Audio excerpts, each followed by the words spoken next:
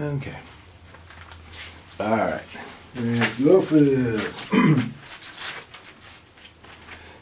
Part 74, Symbols. This will be a two-parter as well. I'll probably do 74 and 75. But, talking about symbols. Okay. And in 3, 2, 1.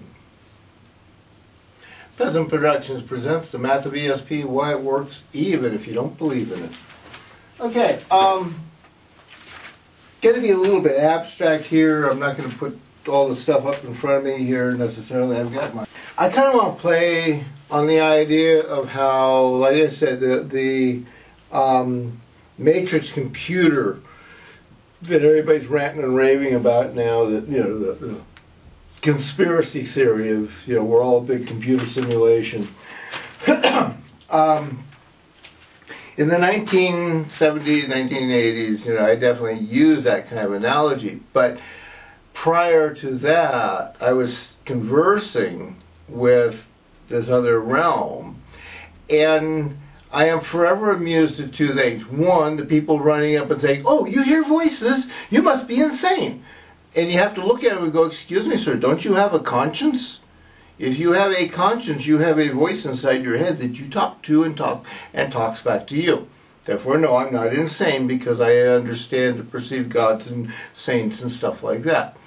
And it kind of puts them a little bit back. It definitely creates a problem for them, because then they don't know what to say, because the first thing you've done is attack the fact that, yes, they have to admit they have a conscience, or otherwise they're what, a cold-hearted killer?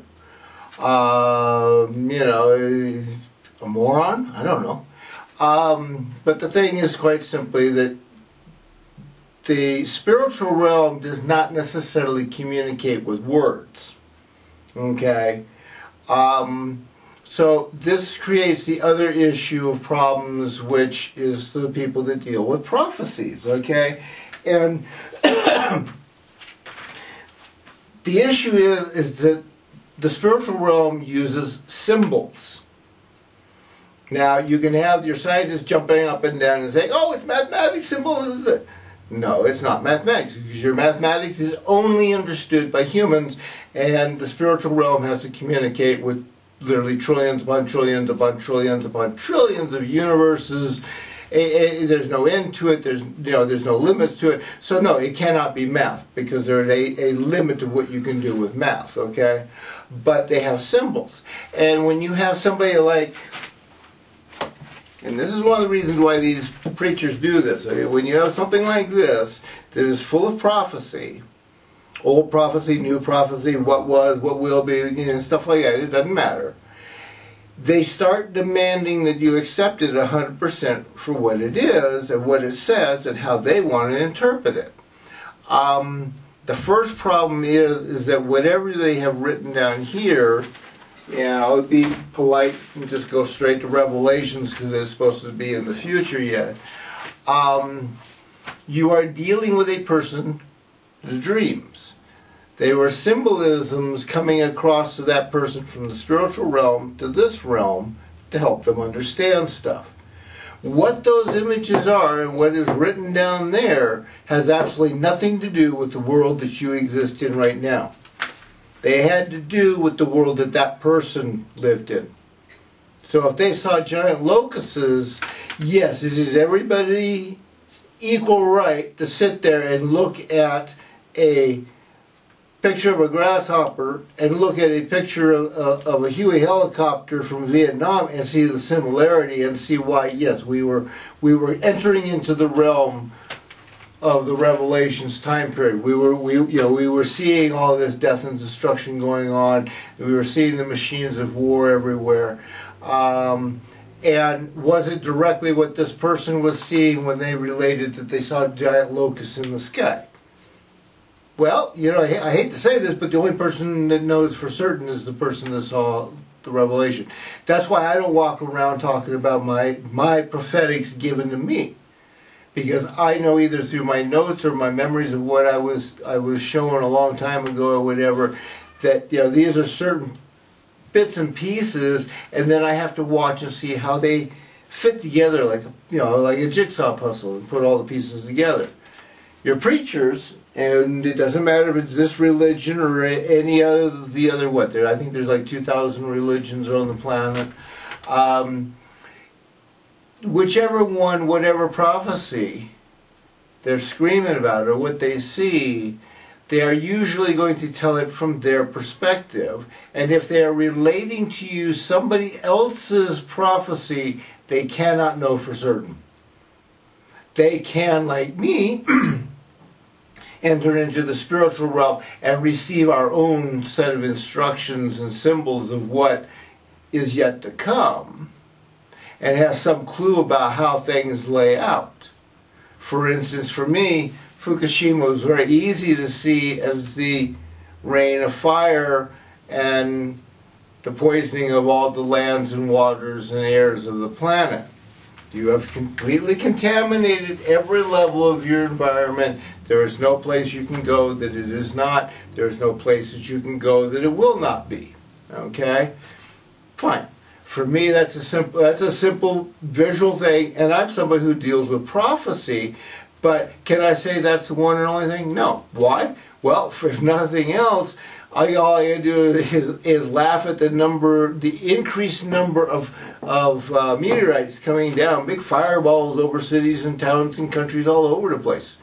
They are definitely raining fire from the skies. So that also might be what was going on. Okay, and that's what I say. You're dealing with symbology here. You're dealing with a variety of things, and if somebody and the preachers of this Bible love to scream how it has to be an absolute perfect prophecy. You have to meet 100% or it's not. But they don't yell at the weatherman for not being correct about prophesizing, forecasting weather. They don't go out and shoot financial advisors for doing anything where, whole entire financial systems collapse because they sold basically bogus money. But yeah, if you're somebody like me, you tell people, hey, you got about a year before it's going to be out of control now. I'm bad because I'm not of their God, and I'm not telling you to go run to see Jesus. No, I'm telling you to go find the spiritual realm. Jesus never existed as far as I can find any evidence of.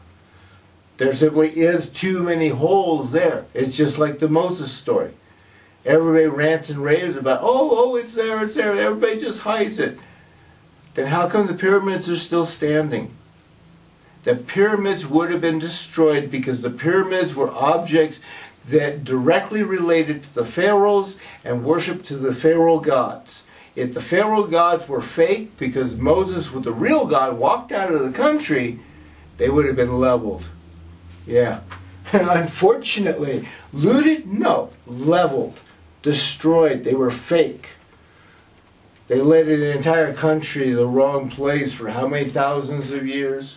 Yeah, there'd be revolutions all over the place. So that's what I say, you got to stop and really look at the reality of what's going on. And you need to stop and understand that you're trying to decipher dreams and symbolism the same way you do with mathematics or anything like that. And at the same point in time, you can flip this over the opposite way like I do with the idea of karma, okay? The United States has been going out there ranting and raving about how it has the right to beat the snot out of anybody on the planet that doesn't play their game. And now they've got a person that talks like a dictator as their so-called president. He'll probably, in one way, he's either going to be politically dead in office, or they're going to make a fake assassination on him so they can get him out of the way and move Pence into power, or some other dictator, actual real dictator into power, or your whole system is just simply going to collapse, and within 2 years of now, you're not going to have anybody left alive to vote, to care about. You're not going to need Washington. You're going to be too busy trying to survive in whatever little nook and cranny of the planet you're in. So that's why I say you stop and look at the karma stuff and you start laughing. That's why I get such a laugh out of Trump tweeting that he's calling on all the military to get together and form a single space force, a controlled space, and I'm looking at it going, wow, dude, thanks. A month ago, a month and a little few more days, I launched my Occupy ISS, and boy, you just gave me a heck of a boost. You just gave me something to laugh about, you know.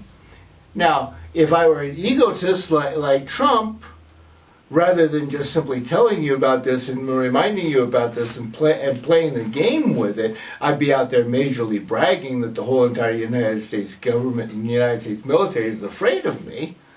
But, you know, that's Trump.